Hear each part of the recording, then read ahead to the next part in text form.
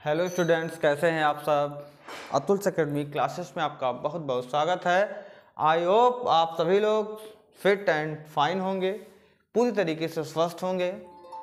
हम आपके लिए लेकर के आए हुए हैं एक न्यू टॉपिक जिसका नाम है जीनोम परियोजना।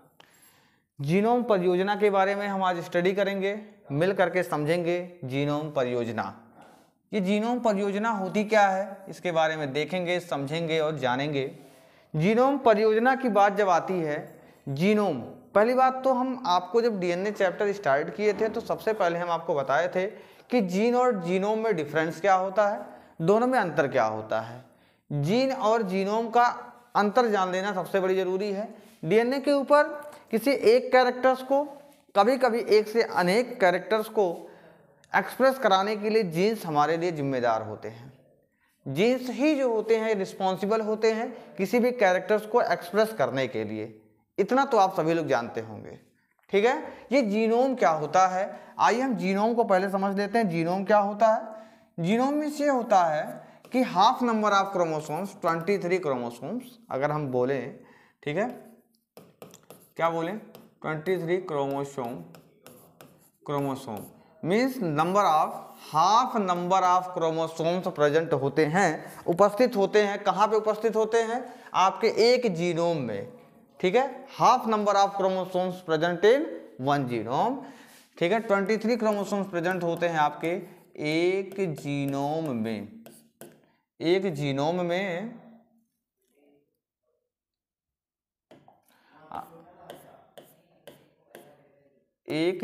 में एक जीनोम में क्या होते हैं, कितने क्रोमोसोम्स प्रेजेंट होते हैं, 23 क्रोमोसोम्स आपके उपस्थित होते हैं। बात समझ में आ गई। जीनोम को सबसे पहले जो है फ्रांसिस कोलिन ने इसकी डिस्कवरी की थी। किसने किया था, फ्रांसिस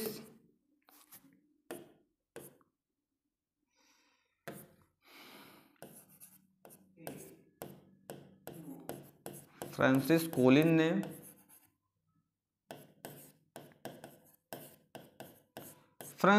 ने ही सबसे पहले इसको खोजा था। कब खोजा था, 1990 में खोजा था। 1990 में इसको क्या किया गया था, खोजा गया था 1990 में। बात समझ में आ गई। ह्यूमन का जीनोम जो था, ये लगभग ह्यूमन जीनोम जो होता है 3 × 10⁹ बेस। एक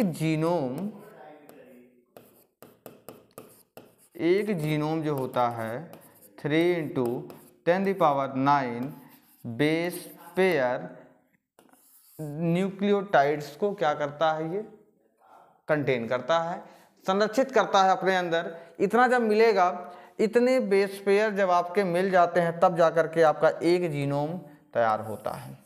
बात समझ में आ गया। तब जाकर के आपका एक जीनोम तैयार होता है। 1990 में ये प्रक्रिया स्टार्ट हुई। फ्रांसिस कोलिन नाम के साइंटिस्ट थे। ये आपके एक जेनेटिक्स थे, ठीक है। और ये कहाँ के रह रहे थे, अमेरिका के रहने वाले थे, अमेरिकन थे एक, ठीक। इन्होंने क्या किया, स्टार्टिंग में ये प्रोसेस जो होती है 1990 से लेकर के कब तक चली, 2003 तक चली। टोटल कितने साल चले, 90 10 2000 हो गया, 3 टोटल मिला के 13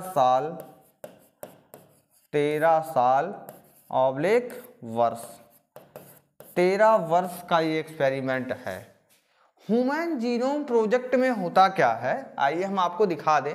ये देखिए, किसी भी जीनोम को एक्सप्रेस होने के लिए आप सभी लोग जानते हैं कि 1990 से स्टार्ट हुआ और 2003 तक ये प्रक्रिया लगातार चलती रही, ठीक है। कैसे कैसे ये प्रोजेक्ट यहाँ चला,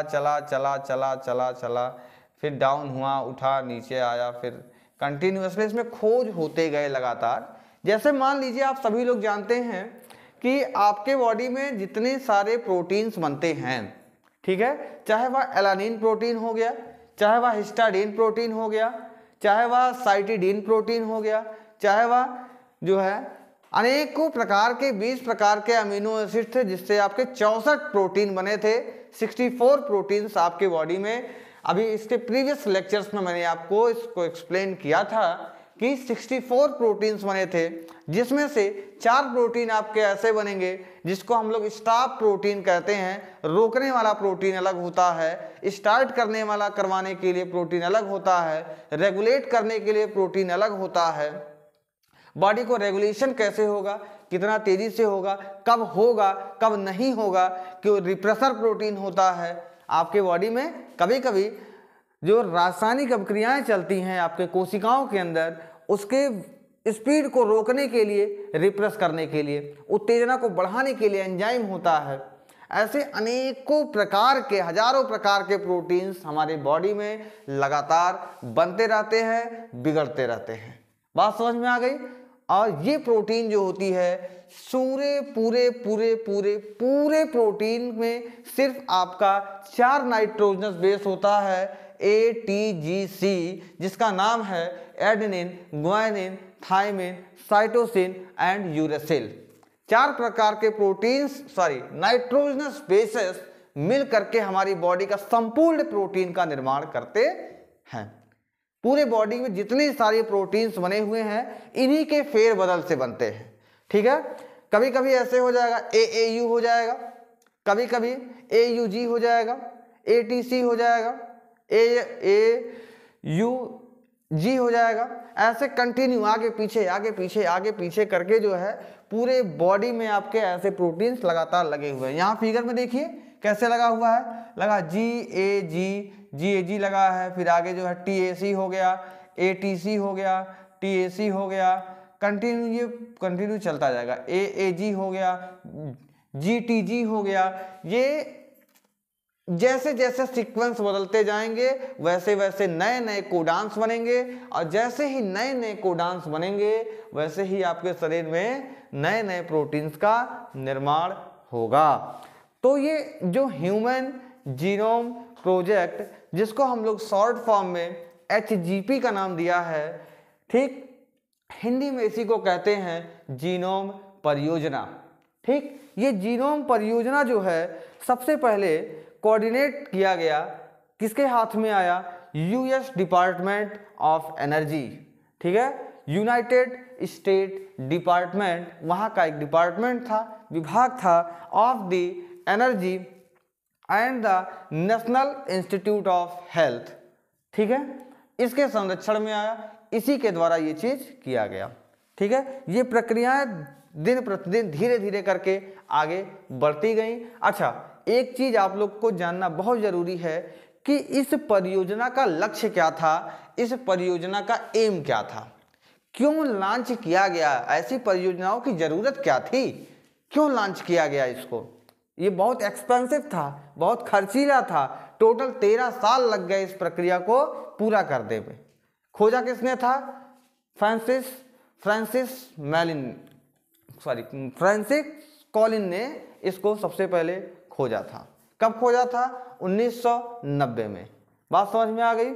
दूसरी चीज, अब हम इसके फायदे के बारे में देख लेते हैं कि ये फायदे नहीं, हाँ फायदा, इसका एम क्या था, इसका गोल क्या था ह्यूमन जीनोम प्रोजेक्ट का। सबसे पहली बात जो है, ये ह्यूमंस के DNA में जितने भी आपके इसेंशियल जीन होते हैं उनको आइडेंटिफाई करना।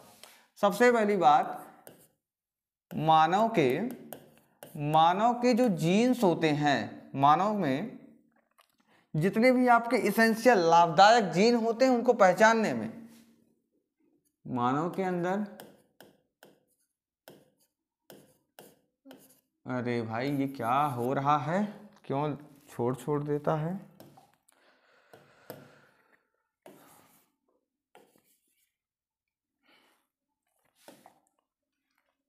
मानव के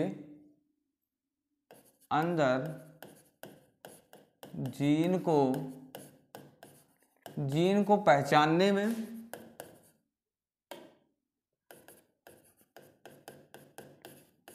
जीन को क्या करने में, पहचानने में इसका कार्य किया जाता है। जीन को कैसे पहचाना जाए, कौन सा जीन आपका लाभदायक जीन है, कौन सा जीन आपका हानिकारक जीन है। ठीक, ह्यूमन जीनोम प्रोजेक्ट आया तभी से लोगों को ये पता चल गया कि किस जीन पे बीमारी है, और जिस जीन पे बीमारी होती है उस जीन पे जा करके हम बीमारियों को डायग्नोज करते हैं, पहचानते हैं, और पहचानने के बाद उस बीमारी को ठीक कर लेते हैं। बात समझ में आ गया? जैसे मान लीजिए किसी के मदर और पेरेंट्स को HIV है, तो उसके एम्ब्रियो जो है, उसके एम्ब्रियो में HIV नहीं जाएगा। क्यों नहीं जाएगा? क्योंकि उस जीन को हम पहचान चुके हैं। पहचान करके, अच्छा पहचाने कैसे हैं? आइडेंटिफाई करने के लिए ह्यूमन जीनोम प्रोजेक्ट का जो सफलतापूर्ण हमारे वैज्ञानिकों ने प्रयास किया और वो सफल हुए, इसी वजह से हमें क्या होता है, हम जीन्स को आइडेंटिफाई कर लेते हैं और उस हार्मफुल जीन को कट करके बाहर निकाल देते हैं, जिससे हमारे नई पीढ़ी में वो बीमारी नहीं जाती है।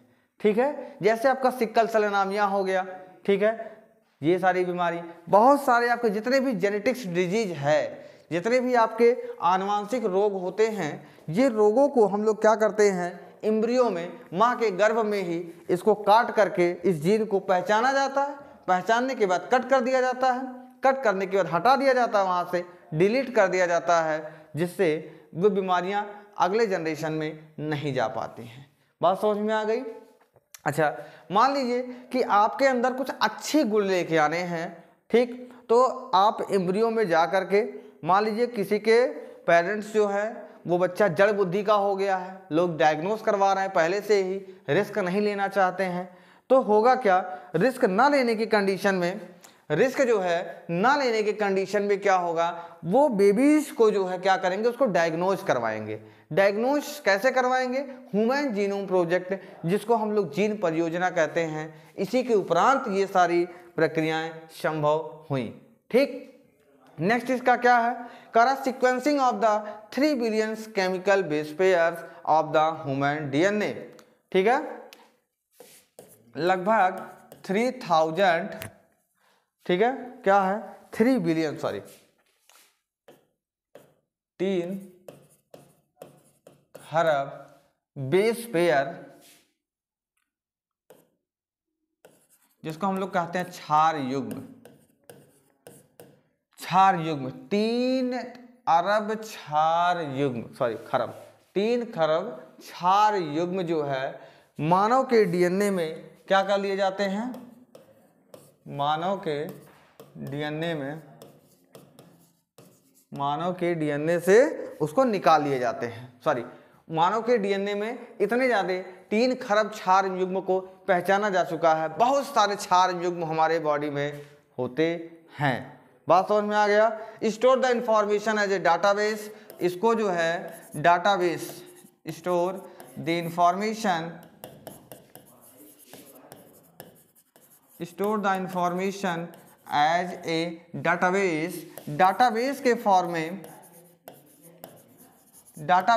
फॉर्म में इसको हम लोग क्या करते हैं, स्टोर करते हैं। किसी भी जानकारी को, किसी भी चीज़ को हम कैसे स्टोर करते हैं, कैसे इसको एक डाटाबेस, एक मशीन, जैसे मान लीजिए कि गूगल पे सर्वर हमारा होता है, एक डाटाबेस के फॉर्म में वर्क करता है, ठीक उसी प्रकार से हमारे बॉडी के अंदर कौन सी घटनाएं कब घटेंगी, किस मैच्योरिटी में, कौन से एज में, कौन से लक्षण आपके उभर के सामने आएंगे, ये डाटाबेस के फॉर्म में हमारी बॉडी में सेव होता है।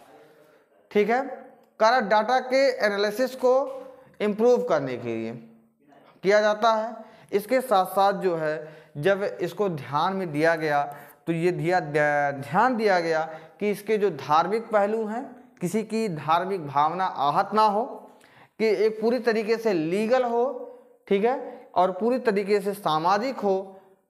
ठीक, इसीलिए हम लोग क्या कहते हैं, इसको ELSI के नाम से जानते हैं, ELSI के नाम से भी जानते हैं।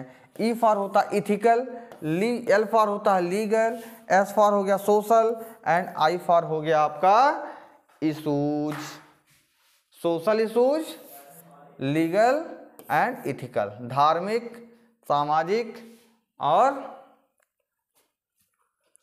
लीगल, पूरी तरीके से वैज्ञानिक, सरकार के अंडर में, नियम कानून के अंदर में है कि नहीं है, इन सारी बातों का इस प्रयोग में ध्यान रखा गया। बात समझ में आ गई। अब हम चलते हैं इसकी प्रक्रियाओं के बारे में, ये प्रक्रियाएं काम कैसे करती हैं। सबसे पहले एक कोशिका से क्या करते हैं, कुल डीएनए को अलग कर लेते हैं हम लोग। क्या करते हैं, किसी एक कोशिका से जितने डीएनए हैं सारे डीएनए को हम कर लेते हैं अलग। ठीक, आइसोलेट करना जिसको हम लोग कहते हैं, आइसोलेशन ऑफ द डीएनए। इसके बाद हम क्या करते हैं, मनचाहे टुकड़ों में इसको परिवर्तित कर लेते हैं, यादृच्छिक जिसको कहते हैं हम लोग, जैसा आपका इच्छा करे उतने छोटे छोटे टुकड़ों में इसको क्या करते हैं हम लोग, परिवर्तित कर लेते हैं। ठीक है, परिवर्तित करने के बाद इसका प्रवर्धन करते हैं। प्रवर्धन करना मतलब क्या होता है, प्रवर्धन का मीन्स क्या होता है आपका कि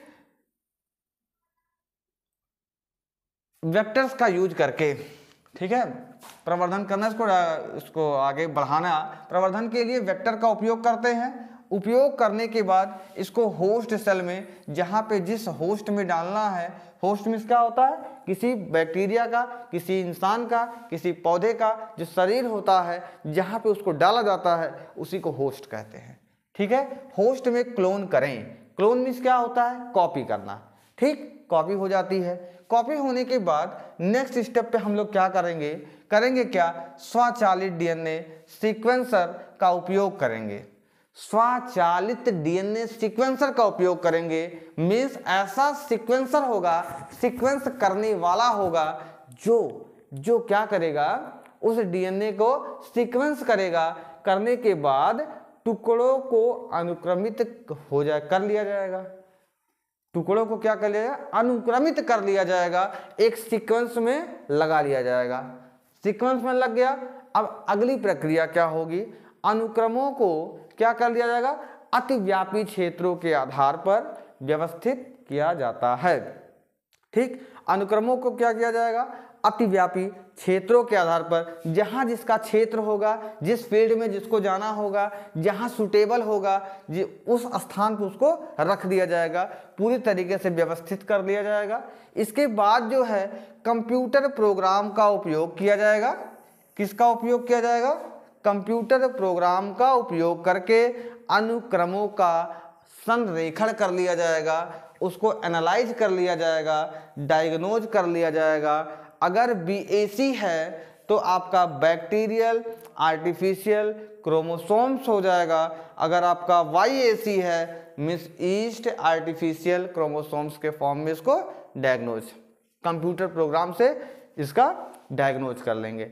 देखते नहीं हैं आप लोग, जब डॉक्टर के यहाँ जाते हैं तो एम्ब्रियो के ऊपर रखते हैं, मशीन को लगाते हैं, दूसरा मशीन जो है कंप्यूटर में बैठ करके देखते हैं। मीन्स ये प्रोसेस कंटिन्यू चल रही है, आपके सामने ही सब कुछ होता है। डॉक्टर्स के लैब में आप जाते हैं, सब कुछ आपके सामने ही होता है। जितने टेक्नोलॉजी, सब बायोटेक्नोलॉजी का कमाल है। जब हम बायोटेक्नोलॉजी में जाएंगे तो ये सारी प्रक्रियाएं जो हैं हमें देखने को मिलेंगी। ठीक है, दूसरी चीज हम और आगे बढ़ते हैं।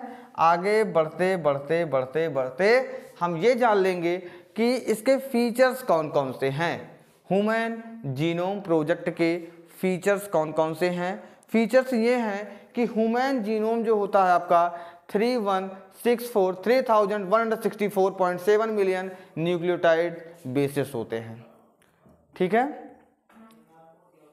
सेलेंट फीचर्स में से आ जाएगा कि जो हमारा ह्यूमन जीनोम होता है, उस ह्यूमन जीनोम में क्या होते हैं आपके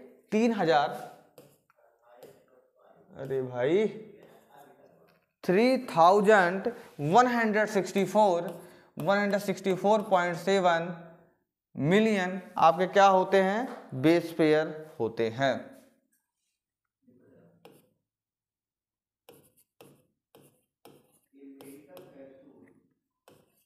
न्यूक्लियोटाइड, बेस न्यूक्लियोटाइड।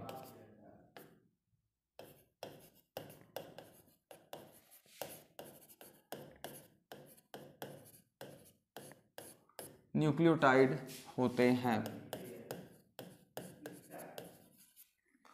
न्यूक्लियोटाइड होते हैं, इतने न्यूक्लियोटाइड होते हैं। दूसरी चीज जो है टोटल नंबर ऑफ जीन, लगभग जो है 30,000 जीन प्रेजेंट होते हैं। लगभग कितने होते हैं, 3000 क्या होते हैं जीन आपके क्या होते हैं उपस्थित होते हैं। लगभग कितने क्या उपस्थित होते हैं 3000 जीन उपस्थित होते हैं। 3000 जीन उपस्थित होते हैं। कितने जीन होते हैं लगभग आपके 3000 जीन उपस्थित होते हैं। आपके जो है क्या कह रहे हैं कि 99% न्यूक्लियोटाइड बेसिस 99% जो आपके बेस पेयर होते हैं क्या बेस पेयर वो न्यूक्लियोटाइड जिसको हम लोग कह सकते हैं, चलो ठीक है न्यूक्लियोटाइड भी कह सकते हैं। न्यूक्लियोटाइड क्या होते हैं सेम होते हैं, सेम समान होते हैं किसमें आल प्यूपल में, सभी लोगों में,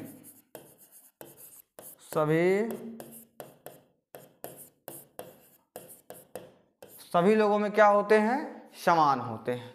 बात समझ में आ गई। जितने सारे लोग इस धरती पे हैं सबका डीएनए अगर मैच करा लिया जाए तो सारे लोगों के डीएनए आपके 99% मैच करते हैं।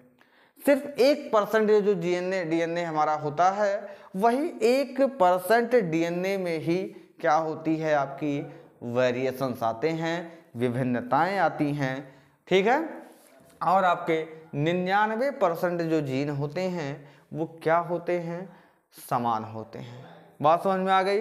क्योंकि मेरे अंदर जिस एज में जो हार्मोन्स बनने हैं बगल वाले के भी बॉडी में उसी एज में वो हार्मोन्स बनेगा, उसके बगल वाले की बॉडी में भी उसी एज में वो हार्मोन्स बनेगा। जितने हार्मोन्स मेरे अंदर बनेंगे ठीक एक मेल्स के अंदर बनेगा वही हार्मोन्स दूसरे मेल्स के अंदर बनेगा, वही हार्मोन्स उस मेल के अंदर भी बनेगा। सारी प्रक्रियाएं सेम होंगी, बस जो 1% का जो आपका अंतर दिख रहा है न्यूक्लियोटाइड में, यही 1% का अंतर पूरे संसार में कोई व्यक्ति का किसी व्यक्ति का डीएनए सेम नहीं है।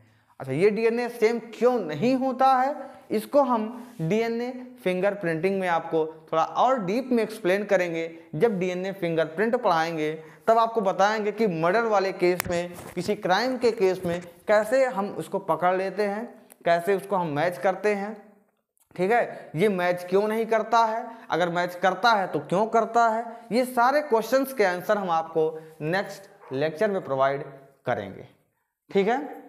ये सारी चीजें थी आपके अंदर, ठीक। बात समझ में आ गई। ये जीन आपके क्या होते हैं समान होते हैं। बात समझ में आ गई। ये थे आपके क्या थे ह्यूमन जीनोम प्रोजेक्ट जिसको हम लोग HGP के नाम से जानते हैं। बात समझ में आ गई, ठीक। नेक्स्ट लेक्चर में हम लेकर के रिप्रेजेंट होंगे आपके सामने डीएनए फिंगरप्रिंटिंग। तब तक के लिए आप प्रीवियस लेक्चर्स को रिवाइज करते रहें और कुछ बेहतर करने का प्रयास करें। Tata bye bye.